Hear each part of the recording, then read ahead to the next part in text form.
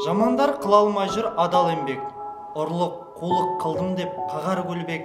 Арсыздықтан жамандық көрмей қалмас. Мың күн сынбас, бір күні сынар шөлмек. Адалдық бұл адамның тұтастығын қалыптастыратын бірден бір асыл қасиет. Абай айтқандай, ақыл, жүрек, қайратты тең ұстайым.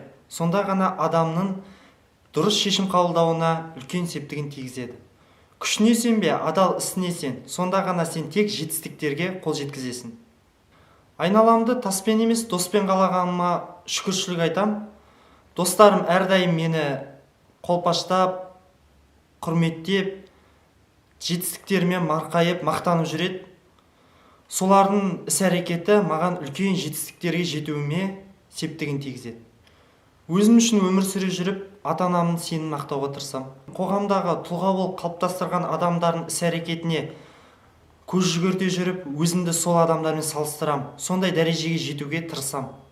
Сол үшін әрдайым жұмыс атқарам. 5 жылдан кейін өзімді мамандығымның майталманы, отбасымның тірегі, қоғамдағы белсенді адам ретінде елестете аламын. Негізгі мен сүйікті спортым футбол. Футбол тек ұжымдылыққа тәрбиеледі. Сол үшін футболды жақсы көремін. Ең бағалы нәрсе уақытты жеткізе алмайсың. Денсаулық ол бір орында тұрмайды, және де отбасы үшін барлығына дайын болатын едім.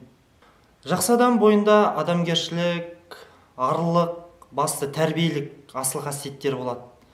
Сол жақсы адамға қарап сен де қоғамда өз орынды табуға, содан үлгі алып, жақсы адамнан үлгі алсаң ешқашан өкінбейсің. Сен өз орынды табасың. Жамандық бұл жауыздыққа, арсыз, зинақорлыққа, пайдақорлыққа, парақорлыққа тәрбиелейді.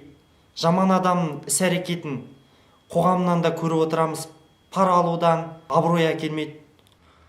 Жалпы достарыма, барлық қоғамға кеңес беретін 3 кітабым Бердібек Соқпақбаев «Өлгендер қайтып келмейді». Бұның негізгі мақсаты, бұнда кейіпкерлер де көп емес. Жалпы қилы оқиғаларда аз, тек бір ауылдың, бір отбасының, соның ішінде тек бір адамның ғана өмір шындығы суреттеледі. Сонысымен ерекшеленді. Және де екінші кітап, жалпы тарихи кітаптар оқу керек. Бұл тарихқа көз жүгіртсек, көптеген мағынаға, көптеген қасиеттер жинайсың, көптеген түрлі мотивация аласың.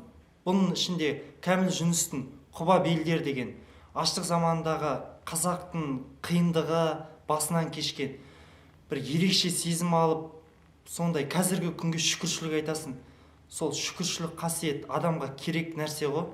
Сол арқылы адам өзін басқа адамдардан биік көрмейді, не төмен көрмейді.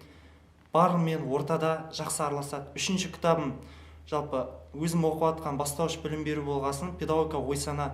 Бұндағы қазақ қоғамында қазақ зиялылары Мағжан Жұмабаев, Ахмет Байтұрсынұлы, тағы басқа да Сұлтан Махмұд Торайғыровтың тәрбие туралы берген қазіргі педагогтерге керек нағыз ақыл кеңес сол кітапта берілген. Жалпы Жақанша Досманбет атында педагогика колледжінің студенттеріне сол кітапты міндетті түрде оқуға кеңес беремін.